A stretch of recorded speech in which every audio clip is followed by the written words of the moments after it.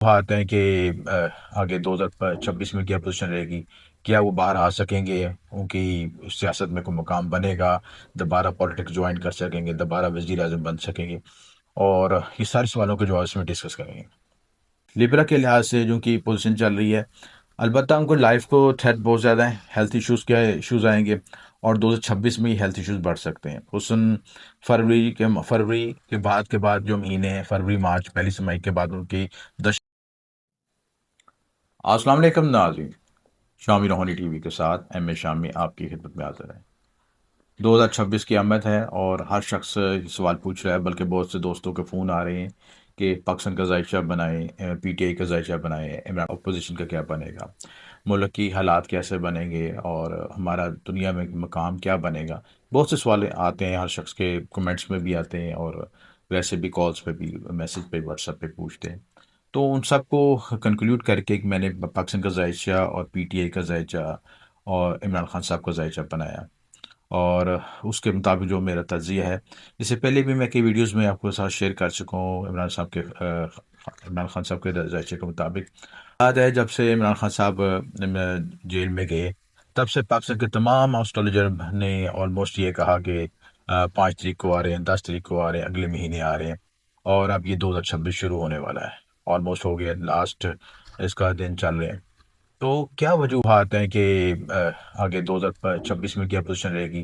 क्या वो बाहर आ सकेंगे, उनकी सियासत में कोई मुकाम बनेगा, दोबारा पॉलिटिक्स ज्वाइन कर सकेंगे, दोबारा वजीर आजम बन सकेंगे।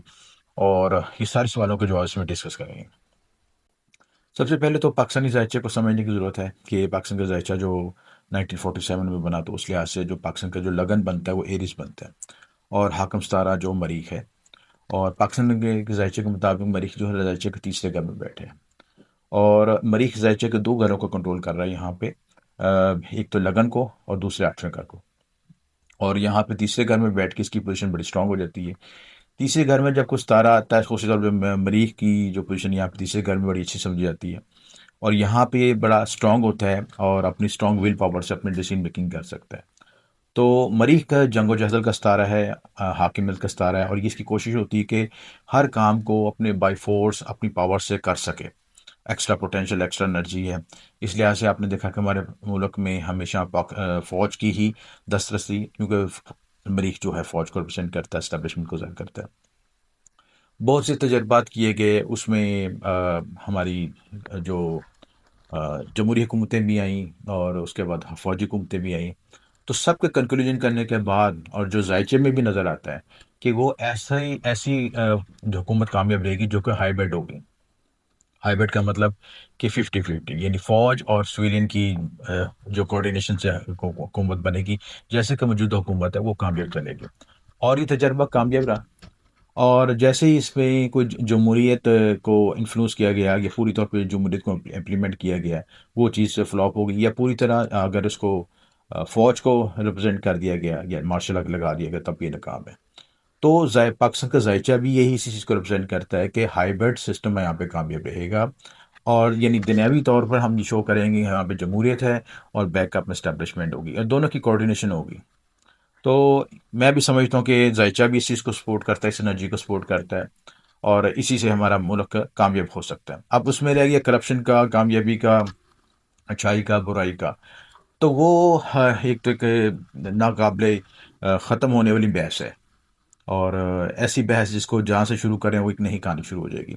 चाहे आप सिविलियन की ले लें, चाहे जमहूरियत की बात कर लें, चाहे आप फ़ौज की कर लें, इसमें हमाम में सब ही नंगे हैं।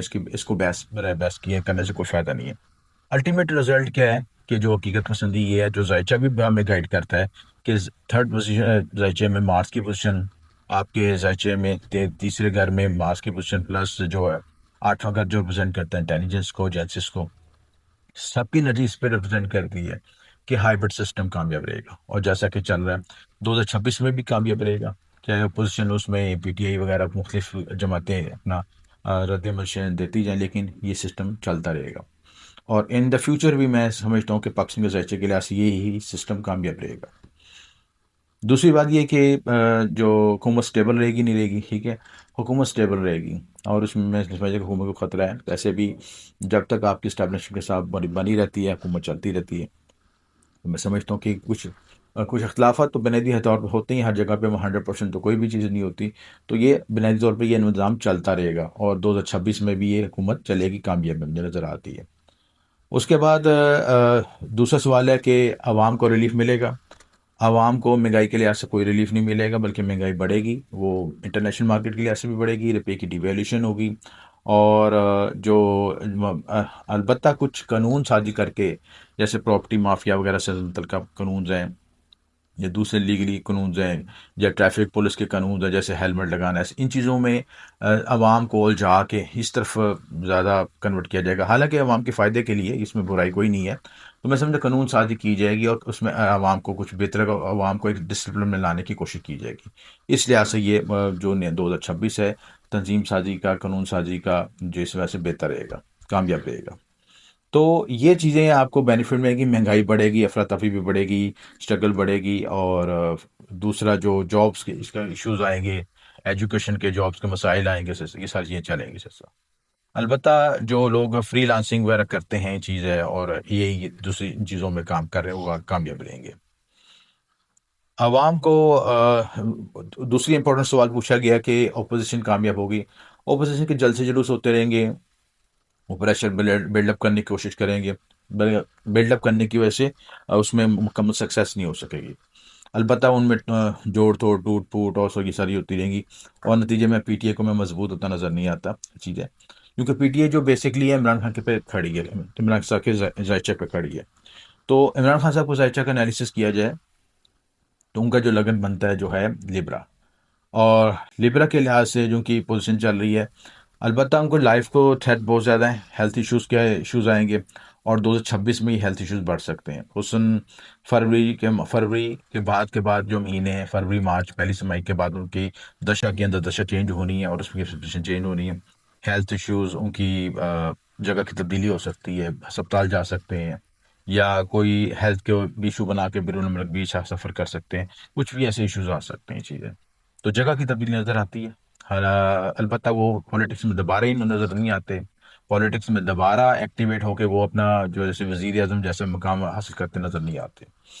तो पैदाइशी जायचे में भी ऐसे के योग बने हुए, केतु 10th हाउस में है, ये फ्लक्चुएशन गुजार करता है, प्रोफेशन में तब्दीली गुजार करता है, और सियासत में, पॉलिटिक्स में नई नई तब्दीलियाँ, नई नई हालात वाक़ पेश करता है, लेकिन उसमें कामयाब नहीं होने देता। लेकिन उसमें ये है कि ये चीज़, कामयाबी उनकी किस चीज़ में है, उनकी चैरिटी में, उनकी जो जैसे शौकत खाना अस्पताल बनाया, इस तरह के प्रोजेक्ट को डील करते, तो उसमें वो ज़्यादा कामयाब होते।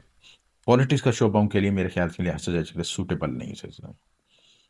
तो आगे भी जो है इनमें ऐसे लोगों को मिलेंगे, पीटीए के हवाले से भी इर्द गिर्द ऐसे लोग इकट्ठे होंगे, जो कि उनको यूज़ करेंगे और अपने मकासद का इस्तेमाल करेंगे।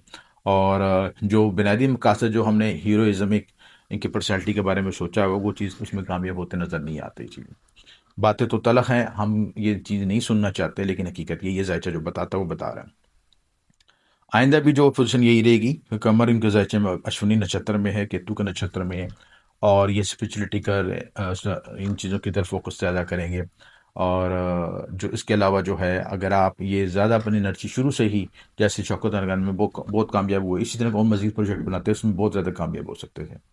लेकिन अनफॉर्चुनेटली जो सियासत में कदम रख के उन्होंने अपनी एनर्जी को, डिमेंशन को सही तरह यूज़ नहीं किया, और ये उसमें कामयाब नहीं हुए। तो मजमूई तौर पर ये 2026 जो है, मिक्स रिजल्ट का साल है, उतार चढ़ाव का साल है, साल का आदत एक है। अगर हम एक के मुताबिक अपनी बैसियत मुसलमान अपनी एनर्जी को डेवलप करते हैं, तो एक की एनर्जी की है कि आप सुबह के वक्त नमाज फजर अदा करें, सूरज शम्स पढ़ें, और सन की एनर्जी को यूज़ करें, और जो हमारी आवाम जो है, लेट उठने का जो सिस्टम है वो ख़त्म किया जाए, सुस्ती काली को ख़त्म किया जाए, तो हम ज़िंदगी में ग्रोथ एक्सपेंशन हासिल कर सकते हैं। चीज़ें मज़ीद तफ़सीलात के लिए जो आप अपने कमेंट्स में अपना इनपुट ज़रूर कीजिएगा। कोई बात, कोई सवाल पूछना चाहते हैं तो ज़रूर उसमें हम वीडियो बनाएंगे। आपका शुक्रिया, अहमद शाह।